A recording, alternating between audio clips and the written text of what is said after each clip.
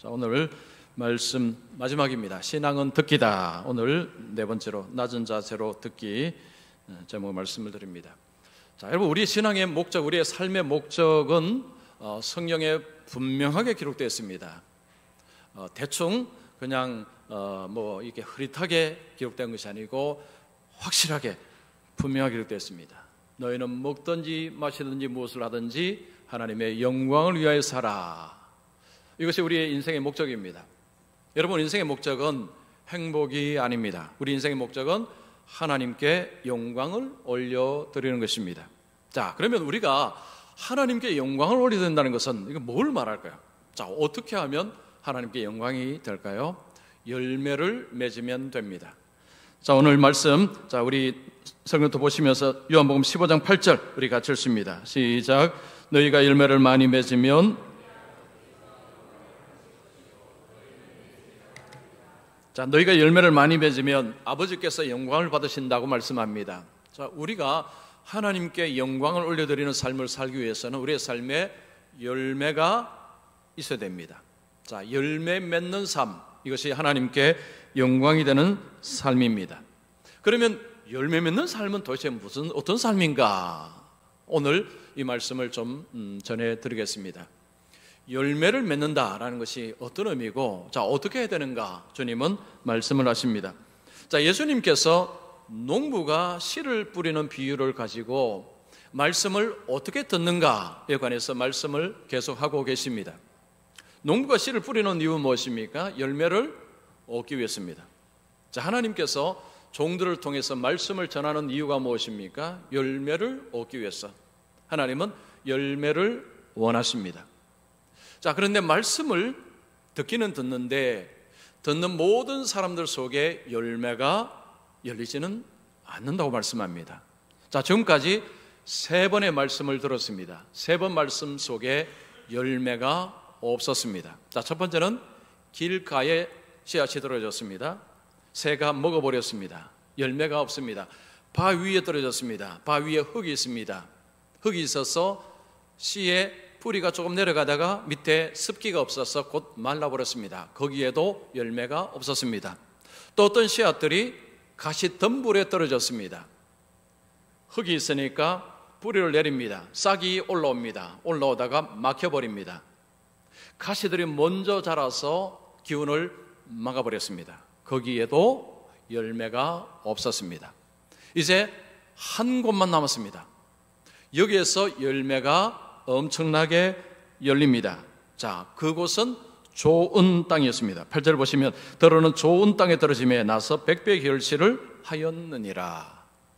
100배의 결실을 했다고 했습니다. 좋은 땅에서. 자, 그러면 이 좋은 땅이 뭘까요? 예수님께서 15절에 이렇게 말씀합니다. 좋은 땅에 있다는 것은 착하고 좋은 마음으로 말씀을 듣고 지키어 인내로 결실하는 자니라. 좋은 땅을 예수님께서는 착하고 좋은 마음으로 말씀을 받는 것, 이렇게 설명합니다. 착하고 좋은 마음으로 말씀을 받는 자, 이게 좋은 땅입니다. 자, 여기에 주님께서 두 가지 중요한 것을 이야기합니다. 자, 우리의 삶 속에 열매가 있는지 없는지를 알 수 있는 두 가지가 바로 주님이 말씀하는 것입니다. 첫 번째는 순종입니다. 순종. 두 번째는 인내입니다. 인내. 우리의 삶에 순종과 인내가 있으면 우리의 삶에 열매가 있다는 것입니다. 이 두 가지가 자체가 열매이기도 하고 여기서 열매가 맺는 것입니다.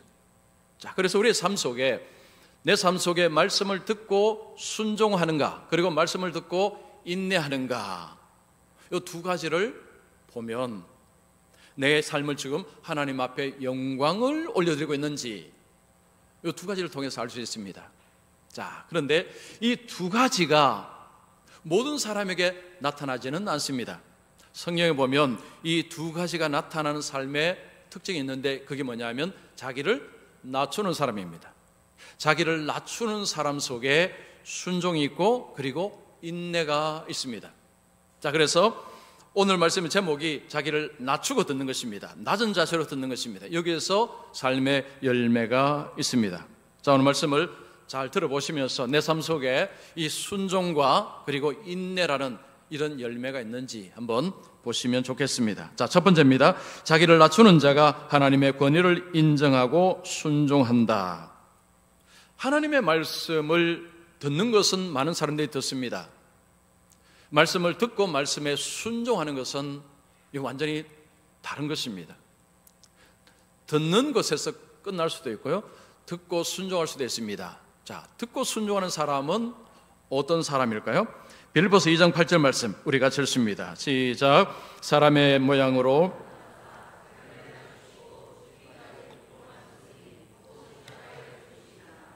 예수님께서 우리에게 본을 보여주시는데 예수님은 죽기까지 순종하셨습니다. 예수님은 한두 번 순종하신 것이 아니고 일관되게 순종하시고 그리고 마지막 죽음까지도 순종으로 죽으셨습니다. 자, 그런데 예수님께서 순종하실 때에 예수님을 뭐라고 표현합니까? 자기를 낮추시고 복종하사. 여러분, 주님의 삶은요 우리에게 본보기입니다. 주님은 창조주이십니다. 주님은 하나님이십니다.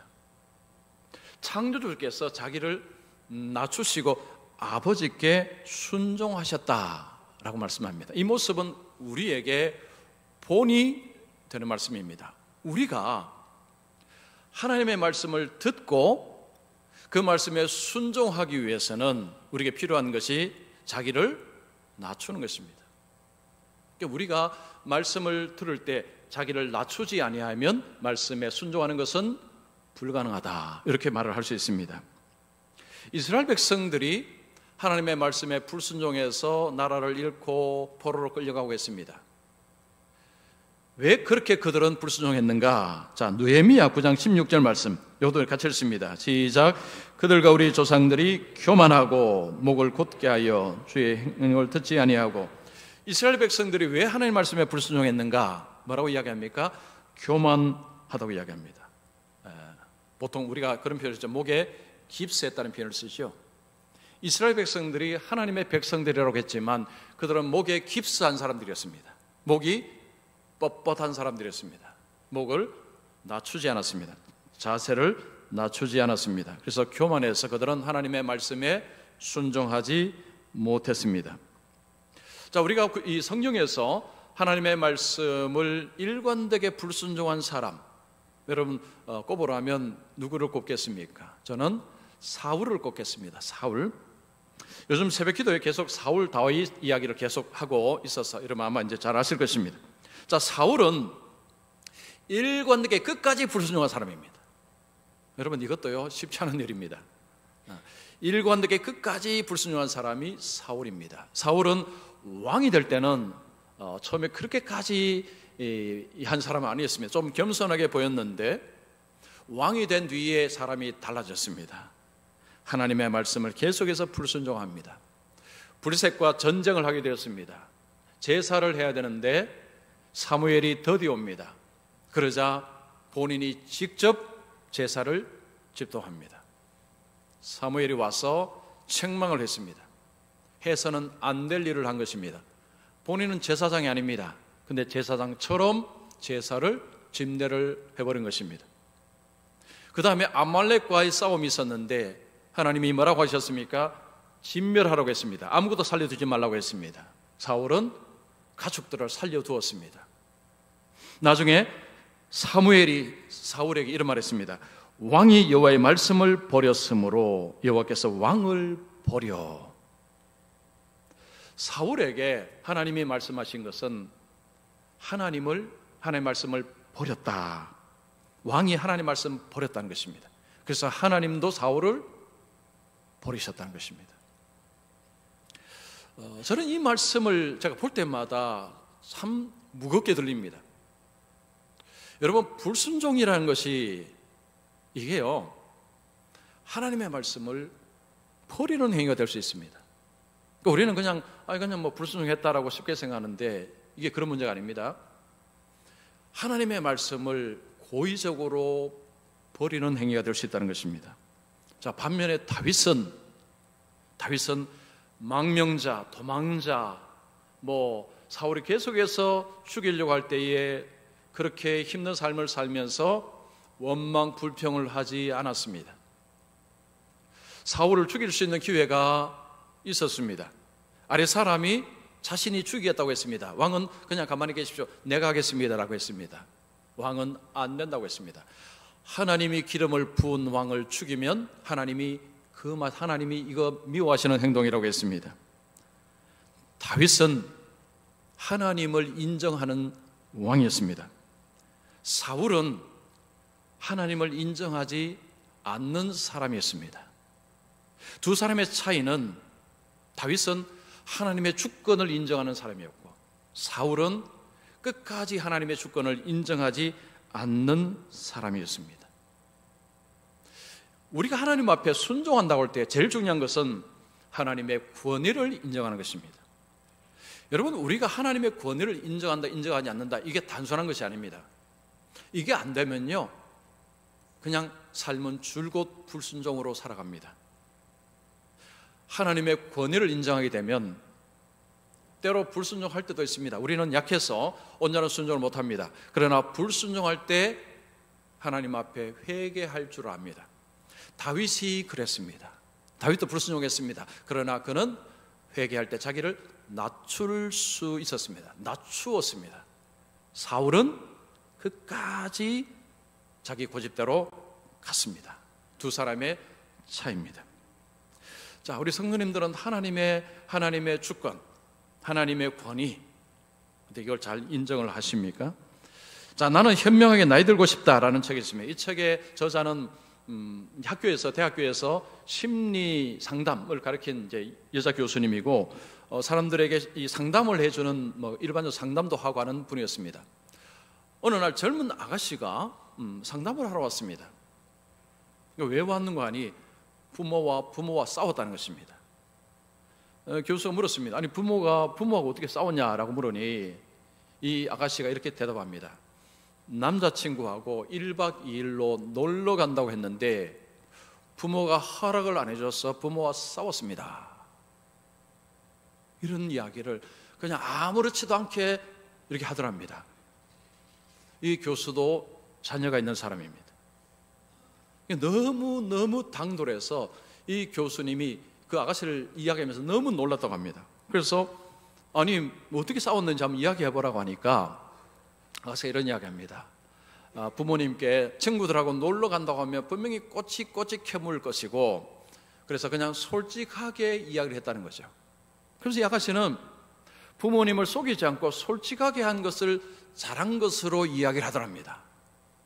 교수님이 기가 막힌 것입니다. 아가씨, 그 거짓말하고 이게 문제가 아니에요. 아니, 부모에게 어떻게 그런 이야기를 그렇게 쉽게 그렇게 할 수 있나요? 라고 물었습니다. 이 아가씨는 그 이야기 왜 못합니까? 라고 별로 생각하지 않게 이야기를 하더랍니다. 그때 이 교수님이 이야기를 했습니다. 아무리 부모가 못나도 부모에게는 그런 말을 하는 것은 아닙니다. 세상 어느 부모가 딸이 그렇게 이야기할 때 허락을 해주는 부모가 세상 천지에 어디 있습니까? 라고 했습니다. 그런데도 아가씨는 그냥 멀뚱멀뚱하게 뭐가 문제냐고 그렇게 자꾸 보더랍니다. 그래서 좀 더 심한 말을 했답니다. 내가 보니 아가씨는 마음대로 자란 잡초 같은 사람 같다. 이러니까 이제 아가씨가 뭔가가 이렇게 움찔했는지 눈물을 흘리더랍니다. 자, 그러면서 이 책에 보면 이런 표현이 있습니다. 이 교수가 화가 났다는 거죠. 왜 화가 났는가 하니 부모에 대한 권위를 조금 더 인정하지 않는 모습, 이 모습에 너무 화가 났다라는 표현을 썼습니다. 여러분, 성경에서 우리는 아버지, 부모님, 어머니 순종하라고 말씀을 합니다. 거기에 들어있는 것은 부모의 권위를 인정하라는 것입니다. 여러분, 부모의 권위가 인정되지 않는 가운데서 순종은요, 그것은 때에 따라서 그냥 자기 마음대로 하는 것입니다. 그러나 부모의 권위 자체를 인정하게 되면 혹 내 마음에 들지 않는 그런 말씀을 하더라도, 아니면 내가 하고자 하는 것을 부모가 혹 다르게 반대할지라도 부모에게 함부로 대하지는 않는다는 것입니다. 부모의 권위를 인정하지 않게 되면요, 내가 내 마음대로 안 되잖아요. 그러면 함부로 할 수 있는 대상이 되어 버리는 것입니다. 자, 우리가 하나님의 말씀에 순종한다고 할 때 하나님의 권위가 인정되지 않으면, 여러분, 순종은요 그냥 왔다 갔다 하다가 일관되게 불순종합니다. 하나님의 권위, 권세, 주권, 이것을 인정하게 되면 때로 우리가 불순종할 때가 있긴 있죠. 그럴 때에 자기를 낮출 줄 압니다. 다윗은 하나님의 주권을 인정하는 사람이었습니다. 온 세상은 하나님의 주권하에 있다, 모든 것은 하나님의 통치하신다라는 그 믿음 가운데서 하나님을 섬긴 사람이 다윗이었습니다. 사울은 그렇지 않았습니다. 본인의 왕권, 본인의 욕심, 본인의 생각, 여기 맞지 않으면 하나님이고 뭐고 아무것도 없는 사람이었습니다. 오늘날 시대를 상대주의 시대라고 이야기합니다. 상대주의 가치관이 통용되는 시대. 절대주의라는 것은 이제는 태물처럼 여겨지는 시대. 여러분, 절대라는 표현 자체가 요즘은 사람들이 싫어합니다. 절대 진리, 절대 도덕, 뭐 이런 표현들. 진리가 절대적이다라는 표현, 과거에는 통용이 되었습니다. 지금은 통용이 안 됩니다.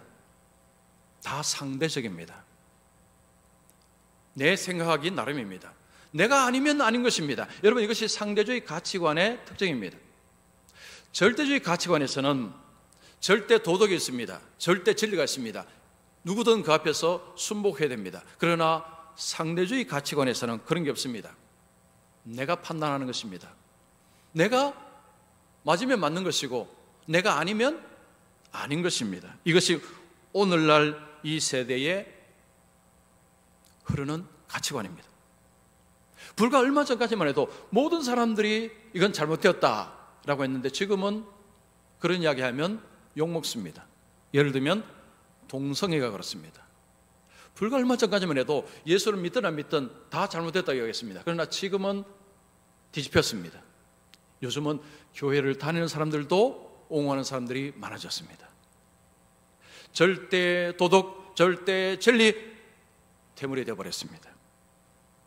이런 시대 속에서 부모의 권위, 하나님의 권위, 이거 재미없는 이야기가 되어버렸습니다. 우리가 신앙생활할 때에 하나님의 권위, 주권을 인정하지 않게 되면 여러분, 내 방식대로 예수를 믿습니다. 내가 모든 것을 판단하는 것입니다. 하나님은 나를 따라오는 존재일 뿐입니다. 요즘 사람들이 이제 자유를 많이 외칩니다. 자유. 그래서 교회가 자유를 맡고 있고 하나님의 말씀이 자유를 맡고 있고 뭐 그런 이야기 많이 하죠. 그래서 무신론자들 하는 이야기가 하나님 없으니까 마음껏 자유롭게 살아라 이야기합니다. 그래서 사람들이 하나님 없다 하고 막 이렇게 자유롭게 살다가 나중에 사람들이 이런 말 합니다. 마음대로 살아보니 답이 없더라. 여러분, 이 이야기 들어보셨습니까? 뭐 책 같은 데도 있고요. 그러니까 자기가 살고 싶은 데 살았는데 답이 없더라. 이 답이 없다는 그게 뭐냐 하면 내가 찾던 것이 없더라는 거죠. 내 하고 싶은 대로 살면은 거기 있으면 거기 참된 행복이 있고 거기서 참된 자유가 있고 참된 뭐가 있는 줄 알았는데 막상 내 마음대로 해보니까 없더라는 이야기입니다. 그러면서 그분들이 또 이런 이야기합니다. 이제는 모르겠다. 이제는 어떻게 살아야 될지 모르겠다. 자, 우리는 그들에 대해서 답을 알려줄 수 있습니다. 뭐라고 해야 됩니까? 예수님 안에 답이 있습니다. 자, 여기서는 아멘을 하셔야 됩니다. 자, 다시 이야기합니다. 예수님 안에 답이 있습니다.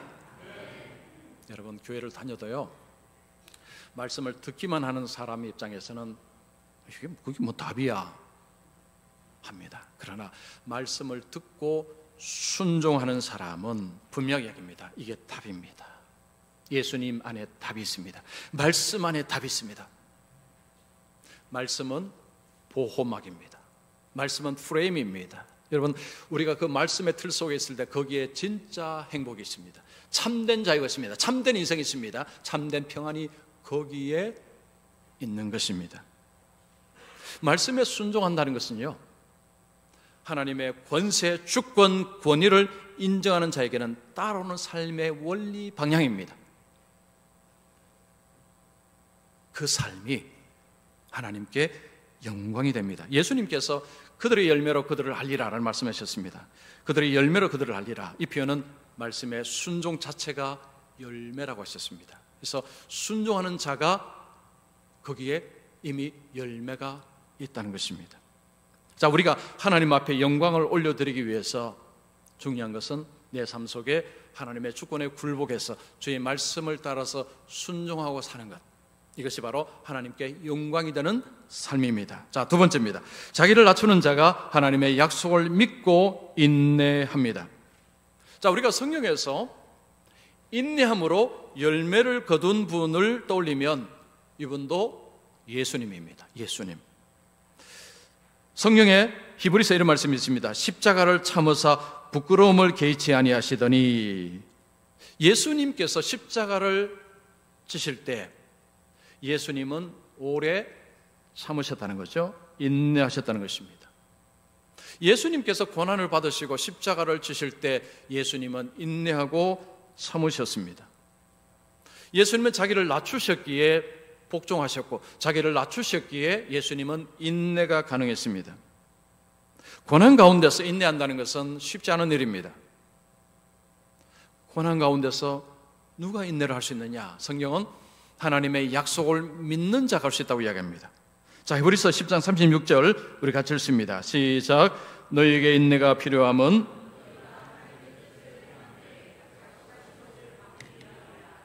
자, 인내는요, 누가 할 수 있느냐? 하나님의 약속을 믿고 말씀을 따라가는 자, 그 사람이 인내할 수 있습니다. 조급증에 걸린 사람은 인내 못합니다. 오늘 내가 기도한 것이 당장 응답이 되어야 된다고 생각하는 분들은 인내를 못합니다. 하나님의 약속은 대부분 장래에 실현되는 것입니다. 장래는요, 심지어는 우리 죽음 이후까지도 갑니다. 우리가 죽고 난 뒤에까지도 갑니다. 근데 많은 사람들이 자꾸 이 땅에서 내가 살아있을 동안에 내가 기도한 것이 응답되어야만 한다고 생각하는 분들이 의외로 많습니다. 그러면 인내 못합니다. 나중에 하나님 나라에서 그 장래의 영광, 약속을 바라보는 사람이 끝까지 인내할 수 있습니다. 우리가 성경 인물들을 보면 많은 분들이 인내의 사람들임을 알 수 있습니다. 자, 노아를 볼까요? 노아는 하나님이 그에게 이제 비가 온다고 이야기하고 방주를 지으라고 했습니다. 120년간 방주를 지었습니다. 여러분, 말이 120년간이죠. 산에서 방주를 지을 때 얼마나 많은 사람들이 비난하고 욕을 했겠습니까? 미쳤다고 이야기하는 사람도 아마 많았을 것입니다. 그런 이야기를 그대로 다 드러낼 수 있어야 했습니다. 그게 바로 인내입니다. 인내는 그런 이야기를 다 드러내는 것입니다. 아브라함은 어떻습니까? 아브라함 75세 하란을 떠날 때에 아들을 약속하셨습니다. 100세 아들을 받았습니다. 25년 걸렸습니다. 쉽지 않은 기간이었습니다. 요셉이 17세에 꿈을 꾸었습니다. 형들이 자기에게 절하는 꿈을 꾸었습니다. 그 꿈이 이루어지기까지 13년이 걸렸습니다. 욥을 볼까요? 욥은 많은 것을 가진 사람이었고 경건한 사람이었습니다. 하루아침에 모든 것을 잃었습니다. 욥은 하나님께 뭐라고 했습니까? 모든 것은 하나님의 것입니다. 하나님께서 가져가실 수 있습니다. 하나님만을 찬송합니다. 이런 사람이 욥이었습니다. 나중에 욥에게 하나님은 2배로 주셨습니다. 이 2배가요, 우리는 자꾸 물질로 계산하는데 그런 의미가 아니고 장래에 하나님이 더 좋은 것을 주신다는 것입니다. 성경은 믿음의 사람들에게 중요한 삶의 모습을 인내라고 이야기합니다. 인내. 하나님은 약속하시고 당장 내일 주시는 것이 아니고 천천히 나중에 한참 후에, 그런 일들이 너무 많다는 것입니다. 그래서 믿음은 인내하는 것이다. 그리고 또한 하나님은 우리에게 인내하시는 분이십니다. 하나님 우리에게 인내하라고만 말씀하시는 것이 아니라 우리를 향해서 하나님은 무한히 인내하신 하나님. 자, 어떤 남성이 목사님께 결혼 문제로 찾아왔습니다. 목사님, 결혼 생활이 너무 힘듭니다. 그러면서 이제 아내에 대한 불만을 막 터놓습니다. 아내가 이게 문제고 저게 문제고 문제를 막 이야기합니다.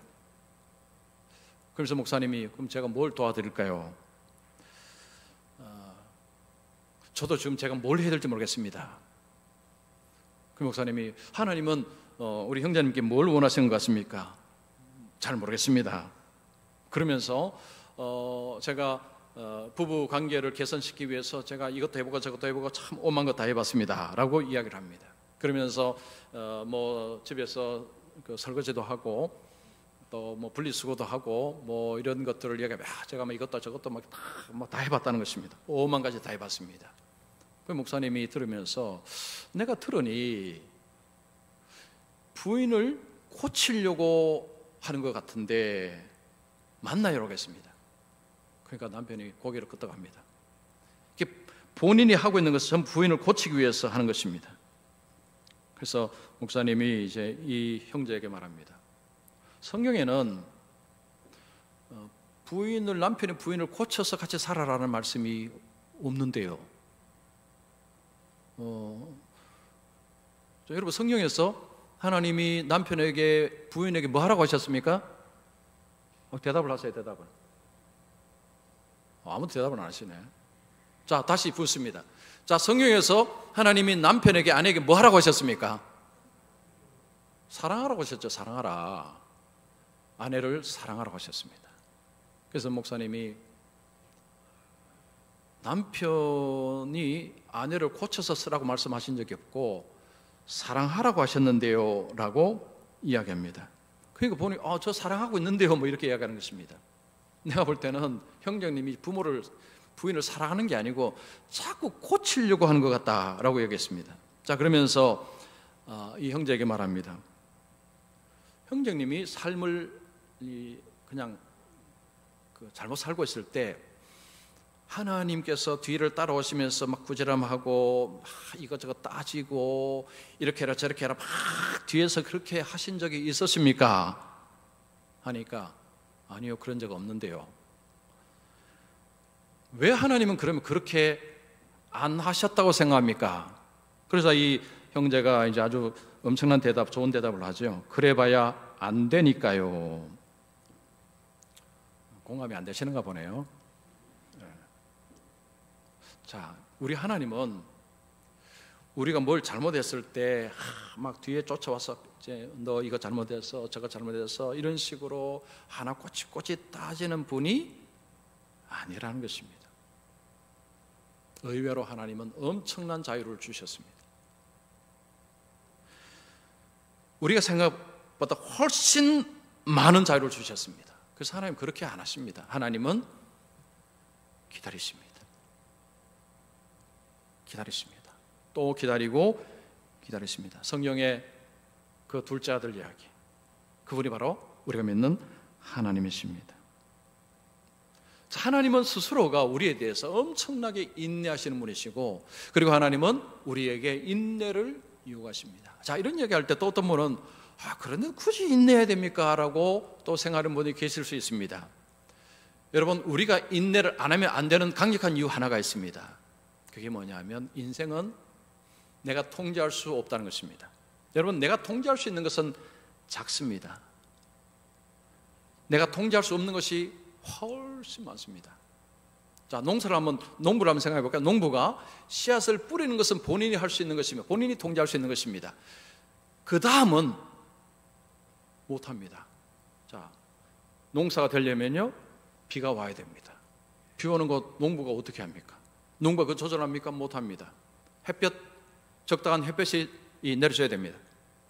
햇볕 그걸 어떻게 그 농부가 자기 어떻게 통제합니까? 온도가 적당해야 됩니다. 벼농사는요 온도가 낮으면 벼농사가 안 된다고 합니다. 어느 정도 온도가 유지돼야 됩니다. 이것은 농부가 할 수 없는 것들입니다. 이거 통제가 안 되는 것들입니다. 그것은 그냥 기다려야 될 뿐입니다.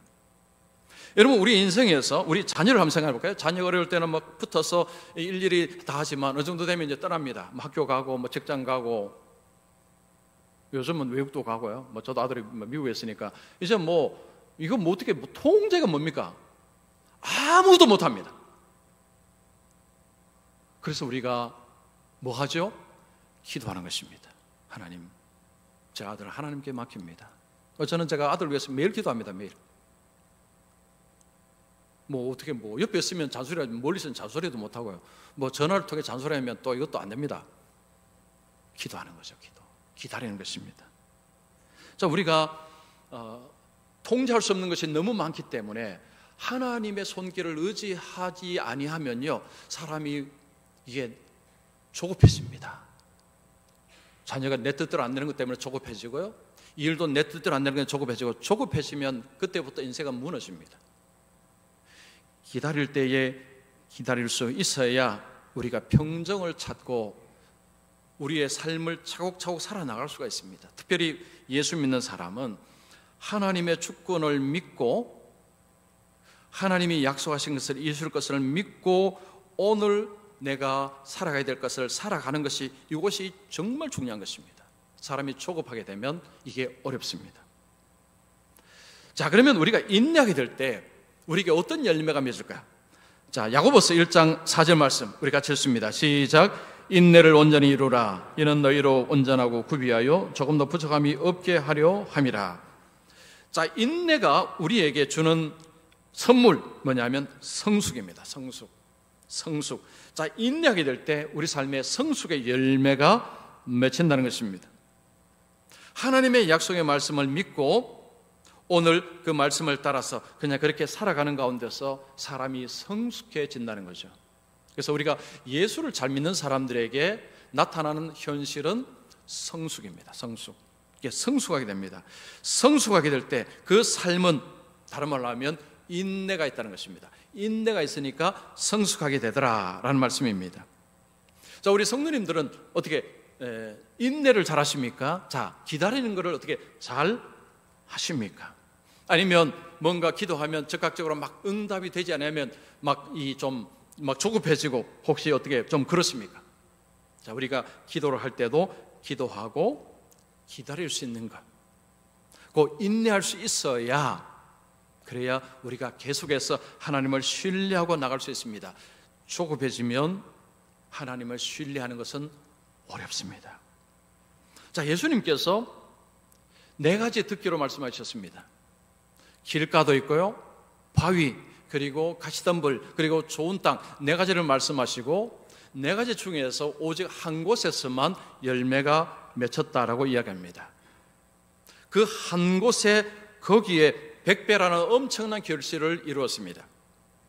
자, 그러면 나는 지금 4가지 중에서 어떤 것인가 알 수 있는 방법은 2가지가 있는가를 확인하는 것입니다. 내 삶에 일관되게 하나님을 인정하고 순종하고 있는가, 또 하나 하나님의 약속을 믿고 계속해서 인내하며 살고 있는가, 이 2가지. 여러분, 이 2가지가 있다는 것은 내가 지금 말씀을 잘 듣고 있다는 것입니다. 즉, 좋은 땅에 말씀이 뿌려지고 있다, 이것을 이야기하는 것입니다. 그래서 말씀을 듣는 것 자체에 여러분 거기에 만족하지 마십시오. 오늘날 어떤 사람은 내가 어떤 말씀을 들었다, 누구 말씀 들었다, 이것만 이야기하는 사람인데 그건 아무 의미가 없습니다.